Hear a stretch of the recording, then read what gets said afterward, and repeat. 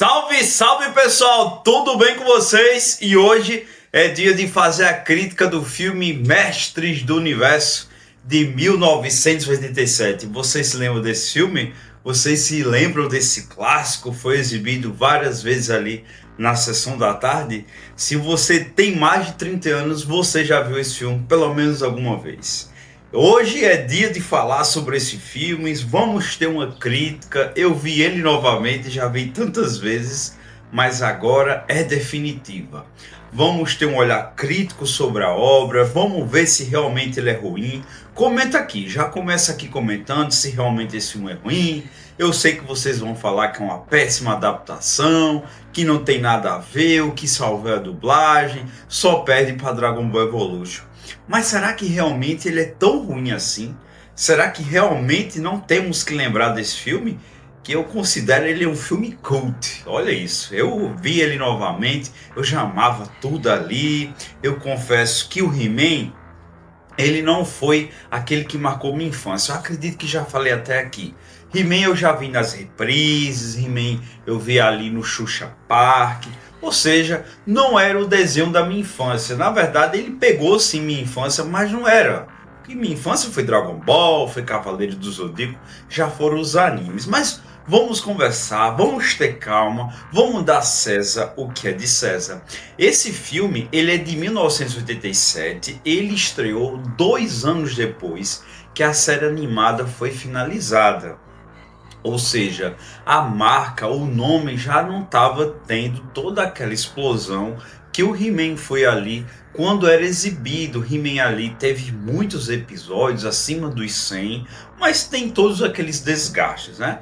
Então veio aí o filme, a Mattel cedeu os direitos, entre aspas, vendeu os direitos para a Cannon Filmes. A Cannon Filmes era conhecida ali como uma empresa que gastava-se pouco e dava resultados até satisfatórios. Ou seja, ela fazia muito filme do Chuck Norris, ou seja, ela fez até Superman 4.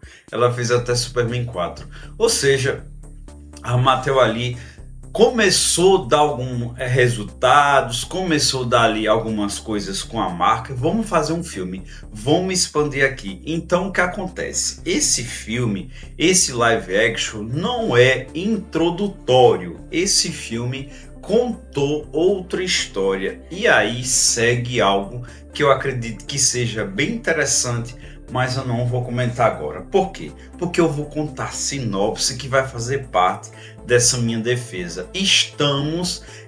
Não estamos em atividade, estamos ali em continuidade sobre o que aconteceu com todos os nossos personagens. Desta vez, o esqueleto entrou dentro do castelo de Grayskull e dessa vez conseguiu tomar ele. Conseguiu tomar várias tentativas lá no desenho. Eu não lembro quantas vezes ele conseguiu, mas desta vez ele entrou num castelo, ele fez uma barreira ali de energia, aprisionou a feiticeira. Se você não conhece a lore, talvez esteja um pouco perdido, mas a feiticeira é ali um dos personagens mais poderosos ali do castelo de Grayskull, que tem toda essa construção, que tem todo esse envolvimento ali. E ele conseguiu através de uma chave que consegue ali entrar em portais, que abre portais ali para onde ele bem entende. Então, de certa forma, ele entrou lá, não mostra ele entrando, já mostra em atividade. O negócio já está andado, o negócio já está meio despertado à força, realmente, o filme lá do Star Wars. Ou seja, ele dominou o castelo através dessa chave, onde foi através de um construtor ali de Eterna, que é o Gildo. É um personagem talvez inédito na franquia, que eu gosto muito. Aliás, todos os personagens inéditos aqui eu gostaram. Eu senti falta, obviamente, dos personagens que não apareceram, do desenvolvimento de alguns, mas o Gildo, ele é muito legal, ele é bem construído, ele é aquele construtor de chaves, de outros elementos ali, que poderia ter explorado, porque realmente eu não lembro se ele existia, acredito que não. Então daria ali para mostrar outros inventos dele, só que ele tinha uma outra segunda chave, e quando o He-Man entra do castelo para lutar ali com o esqueleto, eles conseguem se safar, conseguem se sair dali. A feiticeira continua ali sendo sugada a energia e eles acabam indo ali para a Terra. Ou seja, parece até simples, onde você vê, não, foi só por questão orçamentária que eles foram para a Terra. Mas faz muito sentido. Eu vou contar ainda para vocês. Eu vou ter que defender. Eu vou ter que defender esse filme, mas não agora. Não agora sobre essa questão. Sobre a questão do elenco, tivemos ali o Dolph Lundgren como o He-Man. Como o He-Man, por questão do corpo dele, por questão ali de lembrar um pouco ele, foi sim uma boa escolha. Foi, o corpo do Dolph Lundgren estava no auge, ele já tinha feito o Rock, então realmente ali foi uma boa escolha. É um tipo de filme que eu já falei várias vezes aqui em outras resenhas que não precisa de atuação. Ele não atuou bem em Rock, ele não atuou bem aqui e tá tudo bem. E tá tudo bem, porque é o tipo de filme que não exige atuação. Se você vai assistir Mestre do Universo 2026 e vai esperar que o Grazlitz vá atuar bem, ele talvez não vá atuar, porque não é esse tipo de filme. Mas aqui não é só o Dolph Lundgren que está bem no personagem, que defende bem, que às vezes fica até calado demais. Enfim, é o Langella, Frank Langella aí, que faz o esqueleto. Olha, é algo que realmente foi bem, mas eu acredito que a dublagem brasileira tornou-se melhor.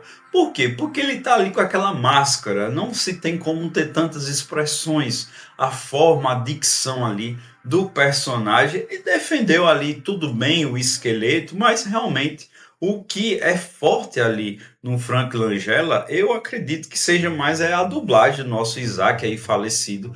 Realmente a dublagem, aliás, a dublagem é um ponto altíssimo aqui do filme, que foi o que salvou, por exemplo, Dragon Ball Evolution de ser... É um lixo Dragon Ball Evolution, mas realmente a dublagem é boa porque é a da Alamo.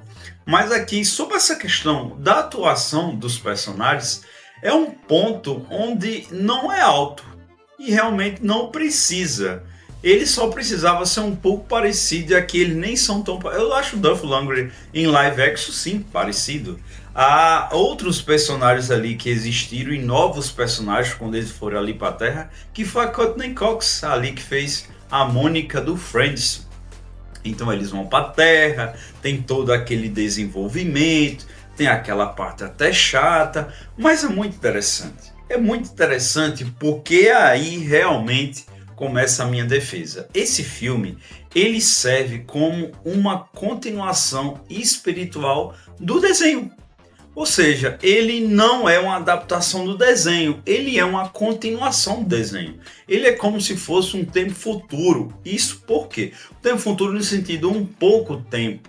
Isso no meu headcanon, isso na minha defesa, obviamente. Você tá sim no seu direito de não gostar desse filme, tá tudo bem, você realmente, eu vou lhe entender completamente. Só que no meu headcanon, na minha opinião, esse filme, ele continua ali um futuro onde o esqueleto está com um exército bem maior, o poder militar ali é notável, a evolução, ou seja, a questão das armas, a questão dos seus subordinados não aparecerem tanto, realmente é por essa questão. Tudo bem, eu sei que foi uma questão orçamentária, mas aí eu vejo isso, é uma continuação espiritual, é muito interessante. É muito interessante porque aí entra no bloco da questão dos efeitos. Estamos em 1987, onde sim já tem o CGI, mas aqui o que reina é os efeitos práticos. É um trabalho de extrema competência. Olhe que o orçamento desse filme, a Canon só teve de 22 milhões de dólares. A Mattel e eles ali arrumaram 22 milhões. E você percebe que muita coisa ali é braçal. Que muita coisa ali foi feita por criatividade. É algo que em Hollywood hoje não tem-se. Vamos só fazer CGI. Os próprios seriados japoneses não tem essa criatividade que se tinha ali na década de 80. E aqui o trabalho são próteses lindas, São próteses lindas no sentido, porque são bem construídas. Alguns personagens realmente não aparecem, entram muito secalado. A Maligna é muito bem construída. A mesma sensação da Maligna usando ali o corpo, a ilusão da mãe da Julie, realmente até hoje é marcante. Ela tá lá com a questão da chave, tem todo aquele desenvolvimento, porque eles querem a chave ali. Então realmente essa questão dos efeitos tem efeito especial, tem que realmente tem marcas do tempo, porque realmente o filme é de 1987. Mas aqui a questão do efeito prático, a questão da máscara, aquela máscara do esqueleto, acho que eles passavam 12, 14 horas para fazer. E era feita assim com muito amor, com muito carinho e respeito. Ah, mas não respeitaram o material original. Não respeitaram. Tudo bem, mas aí eu tô tentando defender a obra por ser algo cult, porque eles foram a mais. Então não é mais do mesmo. A adaptação não foi mais do mesmo. Eles deram ideia do que poderia ser anos depois, e isso eu achei muito interessante. Então, quando eu vi novamente toda aquela vibe sci-fi medieval, eu sei, teve toda a questão da influência do Star Wars aí, porque todo mundo queria fazer o seu Star Wars, todo mundo queria ser Star Wars. Star Trek voltou, tem outros e outros filmes ali dos anos 80 que vieram ali, séries com Star Wars, e Mestre do Universo pegou isso também, mas Mestre do Universo tem essa originalidade. Ele já fazia algo com as máquinas, com as naves, com a robótica, com a própria inteligência artificial. Então, sobre isso aí, tudo bem, eu sei que poderia realmente, aí vem a crítica do fã chato, né? Poderia sim, sem Eternia, poderia explorar, porque realmente tem muita coisa para se fazer, algo que o filme do Grassley vai fazer por questão do orçamento. Mas realmente essa ida à Terra e outra, eu acredito, procurando ali nos bastidores, que eles iriam falar sobre essa questão da mãe dele, por ser da Terra, algo que vai ser feito ali com o do Grassley, mas realmente poderia ter um pouco mais de tempo para ter essa construção. Mas aí vem essa questão do ritmo, ele é bem acelerado, aquele começo já é incrível, aquele começo é extremamente frenético. Quem não conhece Mestre do Universo, quem é quem aí? Não me chamaram, quem é esse povo? E realmente é um dos melhores começo de filme da década de 80, de ação, fantasia. Inclusive o roteirista é um grande roteirista aí de fantasia, realmente muito, muito bom. Ele começo é cinema absoluto, é cult. Então tem essa pressa, depois fica meio devagar ali para tentar explicar a situação, depois tinha aquela luta toda e tem a grande cena ali que o esqueleto vira Deus. Sou mais do que um homem, mais do que a vida. Eu sou Deus. E tem todo aquele diálogo que, nossa, aquilo ali na infância, nossa, foi incrível. Mas arrepiei de novo aqui. Aquela cena é bem marcante, né? Porque tá para passar ali o cometa, algum evento ali da época de Eternia, que a feiticeira faz parte ali, e ele acaba usando aquela armadura, ou seja, não é mais o mesmo. Não é mais o mesmo. E quando ele coloca aquela armadura, nossa, aquilo foi muito lindo. Foi muito lindo no sentido, porque a cena é muito linda. E vai ter novamente esse confronto ali deles dois. Não sei se He-Man versus Esqueleto Deus. Eu acredito que ele estava mais forte até que o Imperador de Star Wars, o esqueleto. Então, sobre a questão da trilha sonora dos anos 80, suco dos anos 80, todo o filme tem a questão dos anos 80, não só na ambientação ali na Terra, como a trilha sonora, os sintetizadores, quando tá mexendo ali naquela chave, é algo bem nostálgico também.